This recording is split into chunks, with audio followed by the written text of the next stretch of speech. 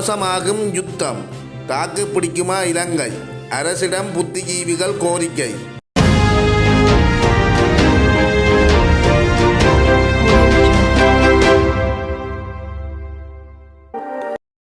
வெளிப்படை நேயர்கள் அனைவருக்கும் வணக்கம். மத்திய கிழக்கு பிராந்திய போர்ச்சூழல் காரணமாக எமது நாடும் பல்வேறு பாதிப்புகளை சந்தித்து வருகின்றது என்பது மறக்க முடியாத உண்மை. தற்போதைய காலகட்டத்தில் எமது இலங்கை நாடு சர்வதேச நாடுகளுடன் நெருக்கமான உறவுகளையும் தொடர்புகளையும் பேணி வருகின்றது. அதாவது இராஜதந்திர ரீதியிலான உறவு, வர்த்தக ரீதியிலான உறவு, சுற்றுலாத்துறை போன்ற பல்வேறு விடயங்களுக்காக உலக நாடுகளிடையே ஒரு தொடர்புகளையும் உறவுகளையும் பேணி வருவது அனைவரும் அறிந்தது. இந்த நிலையில் மத்திய கிழக்கு பிராந்தியத்தில் அமெரிக்கா, இஸ்ரேல், ஈரானுக்கு இடையிலான பயங்கரமான ஒரு போர் இடம்பெற்று வருகின்ற நிலையில எமது நாட்டின் விமான நிலையம் அதாவது குறிப்பாக எமது நாட்டின் முக்கிய விமான நிலையமான பண்டார்நாயக்கா சர்வதேச விமான நிலையம் மூடப்பட்ட நிலை போன்று காணப்படுகின்றது. அதாவது விமான நிலையத்தில் எவரும் இல்லாது வெறிச்சோடிய நிலை காணப்படுகின்றது. பல்வேறு நாடுகளும் தமது விமான நிலையங்களை மூடியுள்ளன. இந்த நிலையில் விமான பயணங்கள் முற்றாக தடைப்பட்டிருக்கின்றன. குறிப்பாக எமது நாட்டு விமான பயணங்களும் முற்றாக தடைப்பட்டுள்ளன.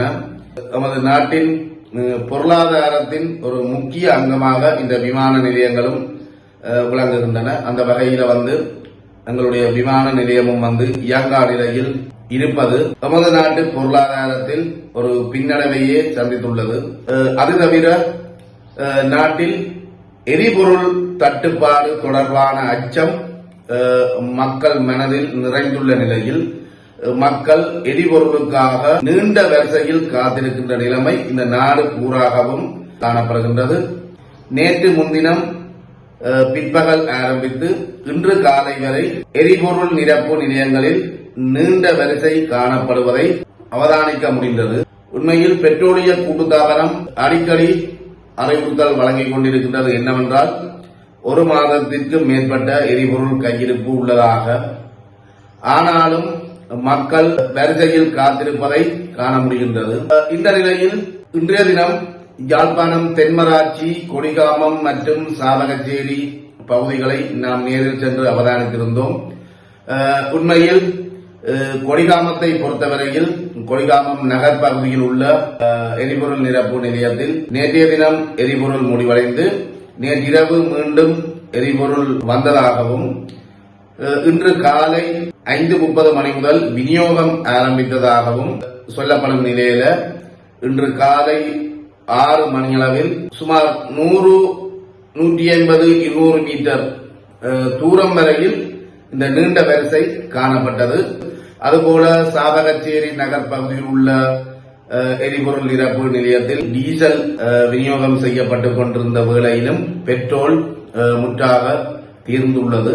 இன்று பிற்பகல் பெட்ரோல் கிடைக்கும் என்று சொல்லப்படுகின்றது. அதுபோல சாவகச்சேரி நுணாவில் பகுதியில் லங்கா ஐஓசி எரிபொருள் நிரப்பு நிலையத்தில் எரிபொருள் விநியோகம் இடம்பெற்று வருகின்ற நிலையில் அங்கும் வரிசை காணப்படுகின்றது. ஆகவே இவ்வாறான நிலையில் புத்திஜீவிகள் உட்பட பல தரப்பினரும் அரசாங்கத்திடம் ஒரு முக்கிய கோரிக்கையை விடுத்து வருகின்றனர்.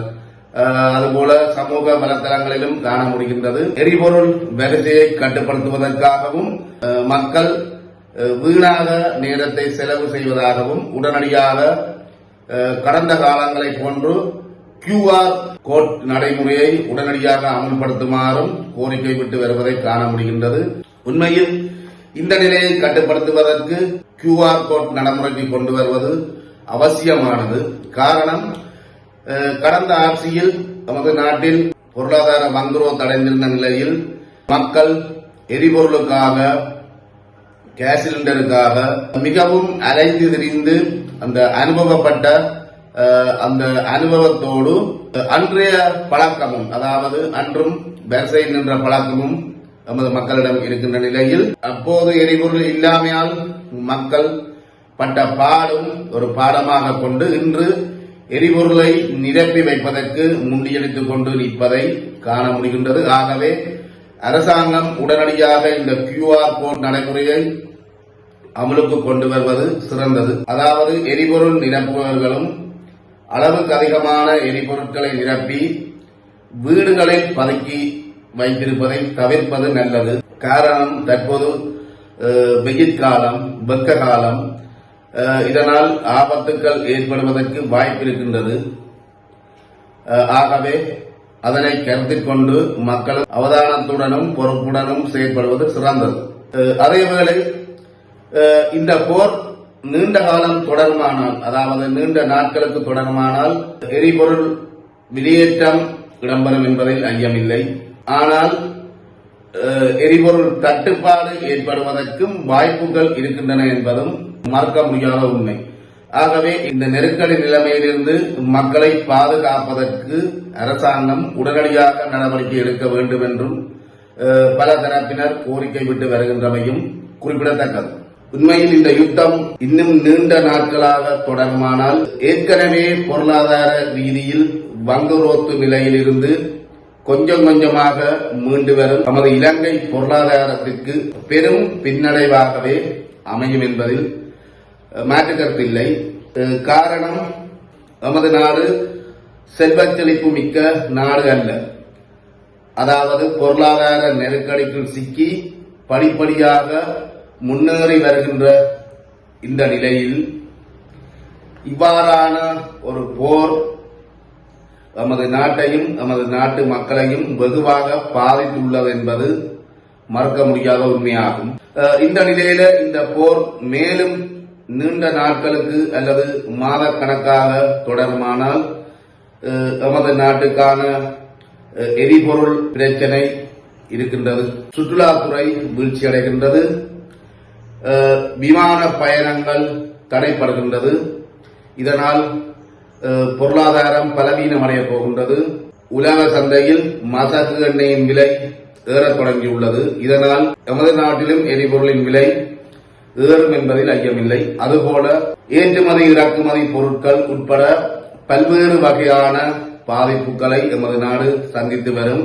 உண்மையில் எரிபொருள் முற்றாக தீருமானால், முற்றாக முடியுமானால் இலங்கையில் போக்குவரத்து துறைகள், அத்தியாவசிய துறைகள், வைத்திய துறைகள் உட்பட பல்வேறு துறைகள் ஸ்தம்பிதமடையும். இதனால் நாடு மீண்டும் ஒரு பாரிய பொருளாதார நெருக்கடிக்குள் சிக்கி மீட்க முடியாத அளவுக்கு ஒரு பின்னடைவை சந்திக்க நேரிடலாம். ஆகவே இது தொடர்பில் அரசாங்கமும் நாட்டு மக்களும் அவதானத்துடனும் பொறுப்புடனும் செயற்படுவது சிறந்தது என புத்திஜீவிகள் தமது கருத்துக்களை வெளியிட்டு வருகின்றனர். நமது நாடு தொடர்பில் தற்போதைய அனுரகுமார திசாநாயக்க தலைமையிலான இந்த அரசாங்கம் எவ்வாறான முடிவுகளை எடுக்கப் போகின்றது என்பதை பொறுத்திருந்து பார்ப்போம். நன்றி.